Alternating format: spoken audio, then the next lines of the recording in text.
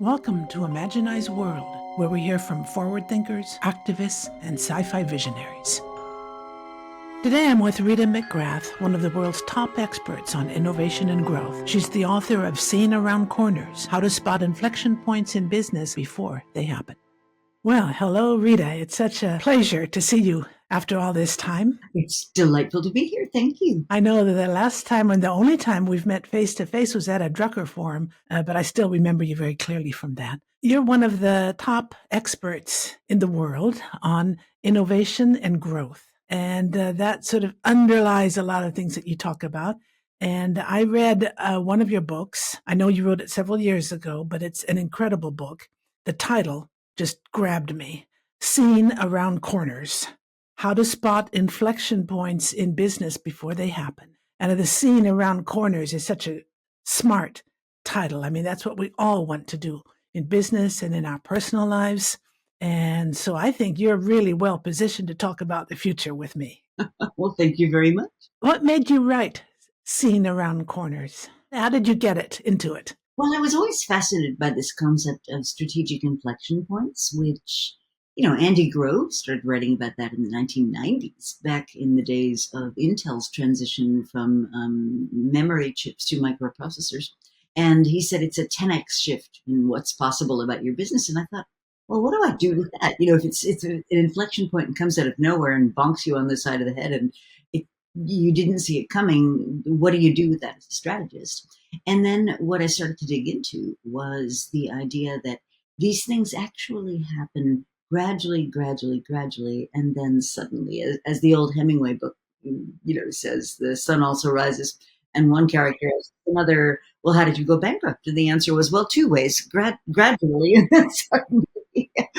And what I began to realize was that for many of these big earth-shattering things, there's lots of weak signals that precede them. And that's really where the inspiration for the book came from. Very interesting.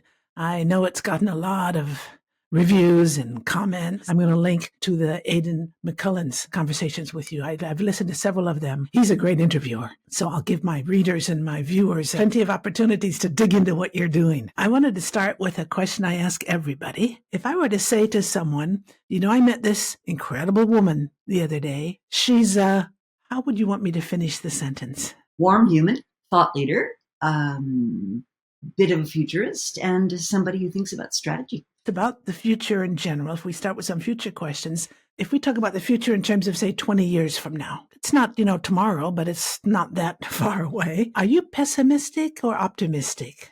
I think we have to be optimistic. I think if you're just a pessimist, you're just grumpy and moaning into your oatmeal all day long. So I'm optimistic. I think the world bends gradually towards justice and hope, and I think that's the way I think about things. Do you think there's a common misconception that people have about the future?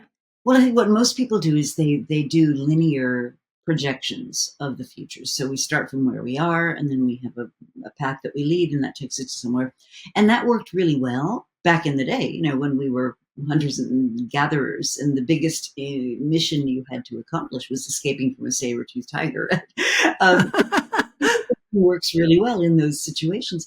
But we're in a world now of much greater complexity. So I think one of the things that people get wrong about the future is that it's a point forecast. And instead, what I really encourage is to think about multiple possible futures. And there are systematic ways you can construct those things.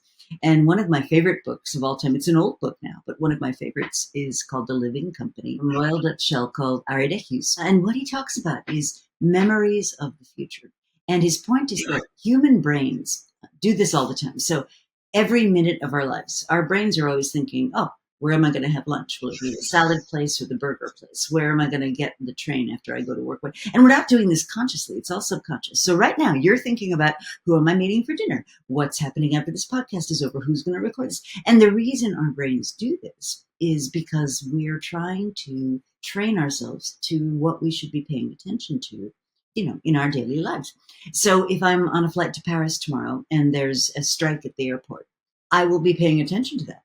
If I'm not on a plane to Paris and there's a strike at the Paris airport, I might hear about it, but it's not relevant. So I don't pay attention to it. So I think one of the things that people get really wrong about the future is that we need to actually prepare our brains to take in signals of what might be happening, but that isn't for sure, but that what might be happening in the future. We need to open ourselves up to considering those signals that could be important, but we don't know whether they are or not. So that's an intriguing key thing you just said. They might be important, but we don't know. How can we figure it out? The framework that I talk about in the book is, so if you posit a time zero event, something that's really significant, but we don't know if it's happening or not, it's an inflection point that's arrived. So electric cars have become 50% of the market, or, oh my goodness, autonomous driving has suddenly become a reality, or autonomous driving for sure has been outlawed. Whatever that event is that's going to be material to your business, that's time zero. And then what you do is you work backward and you say, before that could happen, what are all the things that would have to be true for that to happen? So if I take, let's just take autonomous driving is completely outlawed in every jurisdiction. Well, before that could happen, we'd have to have a really big technology failure. We'd have to have some body that says, okay, if the autonomous car gets to decide between the grandmother and the baby, we can't let that happen. In other words, there'd have to be a bunch of things that would happen before that. And that's how you determine whether something's significant or not. Yeah, so it comes down to it's not a hierarchical way of leading. Oh no! If we talk about organizations, that's one thing I like about it. It's distributed. I call it permissionless. Permissionless. I like that. The book that I wrote is called The Gig Mindset Advantage Inside Organizations. I had been doing a big global survey for 10 years, about 400 or 500 companies around the world, starting back in 2006. And little by little, year after year, I could see that employees' autonomy was going up and leadership was not. And so I saw this bigger gap coming. And so I began to study the people who were moving up in terms of autonomy and independence and daring to do things without asking permission. Gig mindsetters work with diverse people in the organization and outside the organization. They challenge the status quo. They're highly aware of what's happening outside their organization, and they network extensively internally and externally. But that strikes me as the kind of people who you might be thinking of in terms of permissionless and feeling free to do something. But how do the leaders respond? That's the question then. Well, there's a whole range, right? So I think in the best organizations, you have this concept, it's an old idea now, but of servant leadership, where leaders create the framework. They tell the organization what's non-negotiable and what's up for grabs. So a great example of this that everybody will be familiar with is IKEA, right? And in IKEA, it's very clear what's not debatable. So sourcing, supply chain, pricing, design, those are set. Those corporate decides those things. But in your store, if you're a store manager and you want to have Pajama Wednesday and anybody that wears their pajamas to the store gets a 10% discount, go for it. And I think that's part of the challenge, which is how do you provide enough structure and coherence that the organization operates well as a whole, but give people the freedom to really let their humanity flourish and let their ingenuity flourish. I mean, humans are ingenious creatures. And I think that's the skill that we are facing today. So organizations, not so much as machines where you turn a crank and predictable things happen, but as entities that are capable of responding to changing circumstances. I think that's the magic. What do you think is key to our future, say 20, 30 years? What do we need to do the most, we people? What would make a real important difference? We're in a huge transition, from the fossil fuel, automobile, suburban-based economy to whatever the next thing is. I mean, we don't have 7 planets to burn, so we've got to really take seriously what harm we're doing to the planet. We need to really rethink kind of how we build humanity into our lives. The sad thing to me is, in spite of all the richness that we have in terms of incomes are higher than ever for humanity. We've got more access to resources than we've ever had. We've got more information and knowledge than we've ever had. And yet so many people are feeling isolated and alone and lonely, and that their life has no purpose. And so I think we're in this huge transition where we're going to rediscover what being human means, what community means, what the next transition is going to mean. And I think digital AI, all these new technologies are going to really reform the way society conducts itself. And I think that's the journey that I think we're going to be on for the next 20, 30 years. And people are frightened about that. Well, some people are, and some people are enthusiastic. And I think people that are frightened are fear of loss, right? They're afraid they're going to lose, and some will. Any transition means there will be people who, at least for a period of time, lose something. But I think there's an enormous opportunity for the greater good. Yes, you have a great take on that. That has a lot to do probably with how you influence people around you. Do you still write thought sparks? I do. The thing I like about it is the idea, again, like your title, Seeing Around Corners, Thought Sparks is such a good title. So I've been doing Thought Sparks probably for 2 decades now. When I have the time, they're weekly. They're things, it's my own way of thinking about, hey, what do I need to think about differently? What might my readers think about differently? What might we as a collective come to try to understand? So I've written about things like, why is insulin so expensive when the drug has been out in the world for 100 years? Why is it still that people are not giving themselves the appropriate dosage because it's so expensive? Like, why is that? And I think probing into those kinds of things is really an interesting exercise for somebody like me who's an academic and a thinker. You strike me as a very pragmatic academic. I try to be. You're not in an ivory tower. At least I don't have that impression. In my work on the gig mindset or inside organizations, I focus very much on the individual people inside organizations. How do they survive the context that they're in? One of the things I talked about in the book is that when you're really in a situation like that, fighting against administration to some extent or leadership, you can either try to convince, try to win, you keep working, or you can just compromise and just do what you have to do to keep your job, or you can leave. You can leave the organization and build something yourself. And I was very interested in something you talked about individuals. You talk about tripwires. Can you talk about tripwires and explain what that means? Yeah, well, the idea with tripwires is that if you imagine, as we said before, this time zero event, and then you work backwards and you say, well, what would have to be true before that would happen? The concept of tripwires is that if you say, okay, here are all the events as a leadership team, if we agree that if this happens and this happens and this happens and that happens, let's us have the discussion about what we would do in that world. But let's have that discussion long before we're confronted with reality. And the idea of tripwires is we'll agree in advance what action we will take if a certain combination of futures transpires. And for an individual, I think the idea of tripwires is you need to think to yourself, if this happens at work and that happens at work and this other thing happens at work, do I stay or do I go? Have that conversation with yourself before it's essential. Yes, I like that very much. If I were to, I've often wished I could rewrite my book. Have you ever had that feeling about a book? After it's been out for a while, a lot of people have given you reactions to it. Has it made you think, okay, or not maybe rewrite it, but develop the ideas in a stronger way? Well, I have a history of mistiming books. So What do you mean? You write them too early? The Entrepreneurial Mindset, it came out in the year 2000, and I wanted to call it Discovery Driven Strategy. And my editor at the time said, this was in the froth of all the .com stuff, so you have to remember that. And my editor at the time said, no, we have to call it Entrepreneurial Mindset. And I said, I don't believe in that, and they prevailed. And so it came out just immediately after the whole .com thing blew up. And so nobody wanted to talk about entrepreneurship.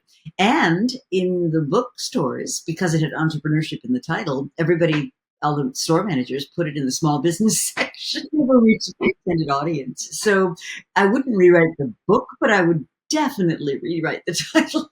Yeah, that's interesting.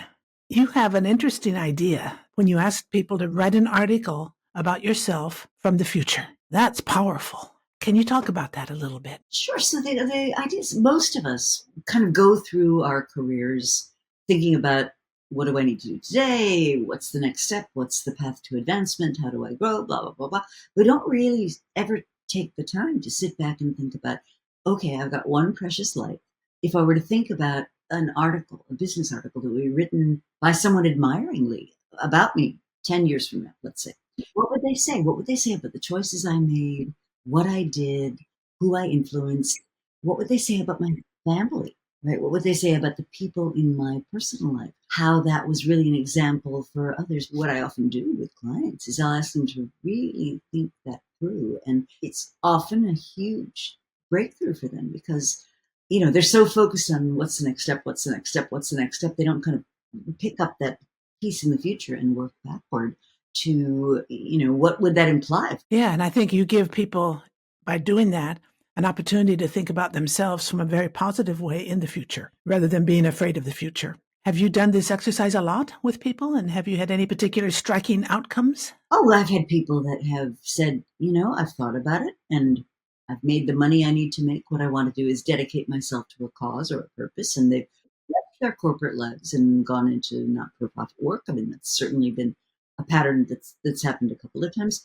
I've had people saying, hang on, I've been afraid to make this move or make this play for a long time. What am I so afraid of? I should just go do it. And they've gone out and struck something really different. I've had a bunch of women, interestingly, who've said, I've been holding myself back for so long.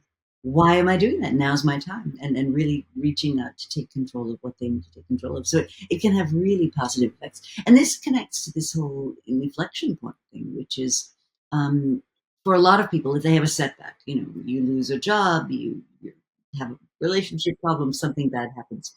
And there's a tendency to think of it in really negative terms, but in a way, it removes a lot of constraints that you may have been operating under. And if you really take the time to step back and think, how could this be a turning point for me? How could this be the beginning of a whole new trajectory?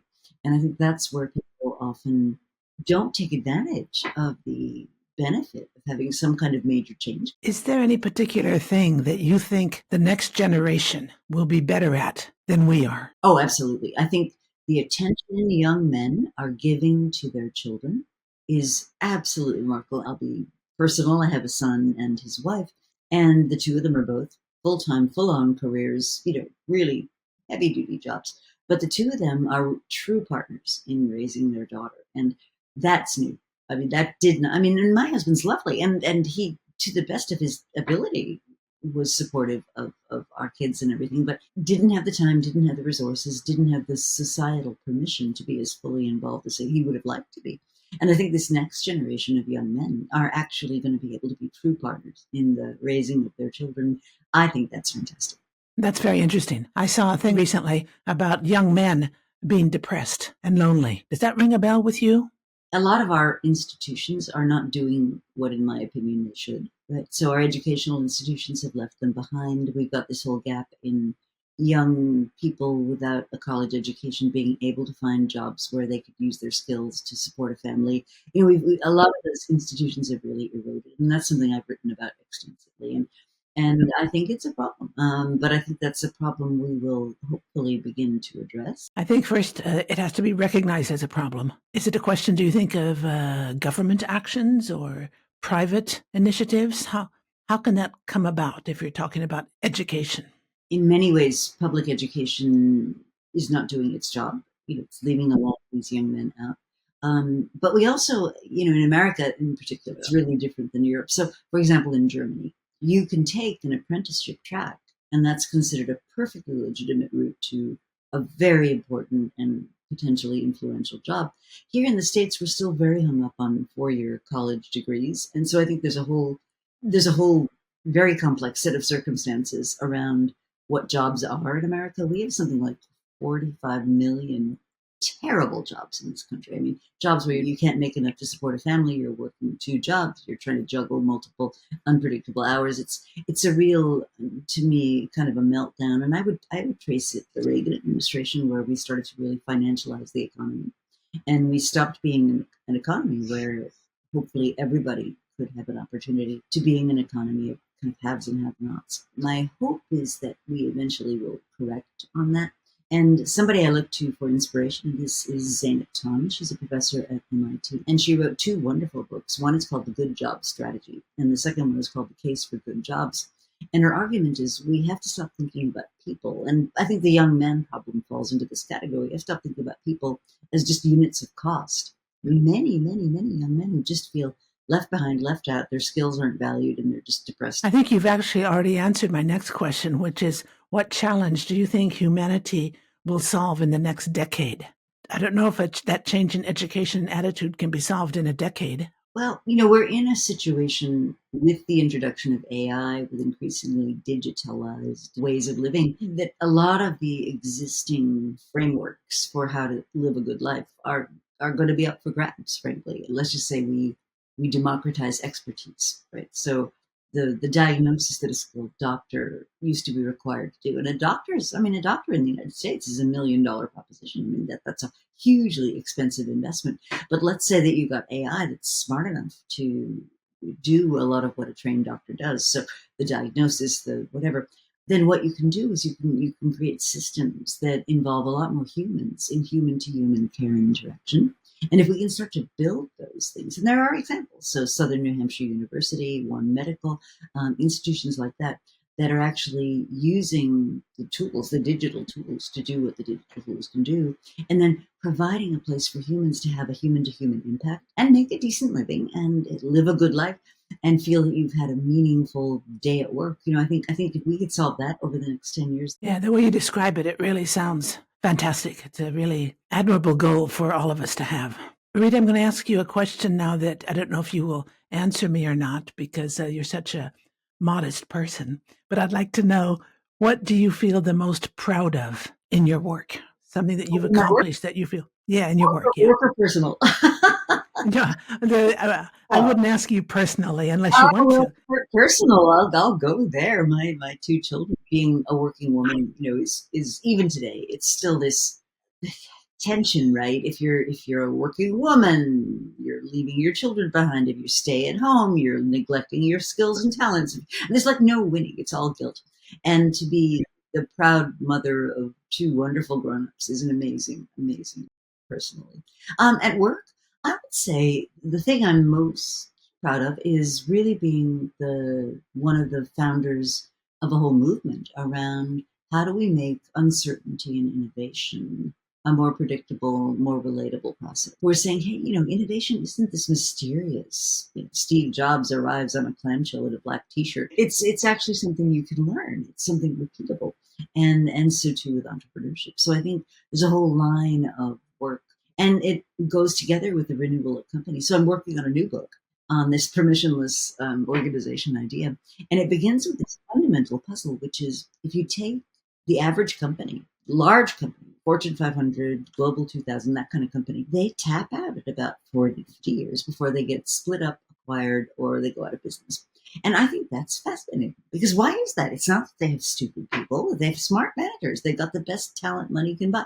They've got lots of resources. So why is it that they just can't seem to manage from transition to transition in a capitalist economy? So that's something I'm very interested by. And I believe it's because they have the wrong over time they develop the wrong reflexes to responding to their environment. So beginning with innovation and entrepreneurship into this current work, that's something I would love to be able to bring to the world. Oh, that sounds very, very interesting. I was going to ask you how you see your work evolving over the next 20 years. I think what you just said is part of it. When will your book be available for us to read? I don't know. I'm still working on it. Life kind of gets in the way, as you may know. But hopefully sometime in 2025. Oh, sometime in 2025. That's not far off. No, it isn't. One last question for you regarding everybody, in a very general thing.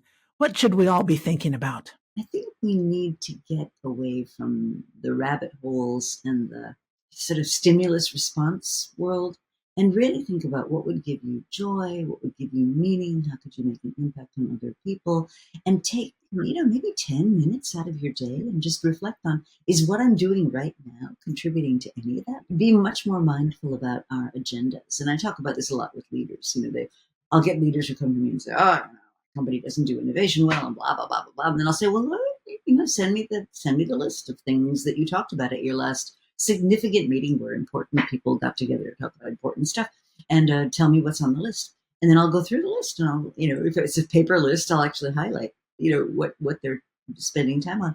And if innovation, if that's what you say you want, is not one of your 1, 2, or 3 items, then you don't really need it.